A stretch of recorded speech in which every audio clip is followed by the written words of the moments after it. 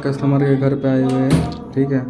तो वो कस्टमर ने हमें कहा कि इसका पानी ड्रेन नहीं हो रहा है। हमने खुद से अपने से एक नॉब चेक करके देखा है, ठीक है। हम लोग आए, उसका नॉब वगैरह खोले तो देखिए नॉब तो सही है, बट ये नॉब जिसमें जाके लगता है उसको सिलेक्टर कहते हैं, तो उसका घात हो चुका है ख़राब। प्लेन जो जाके जो फंसता है ये नॉब उस पर, ठीक है। यानी कि इनका पहले वाला भी नॉब सही था, इनका बेमतलब के इसमें पैसा लग गया।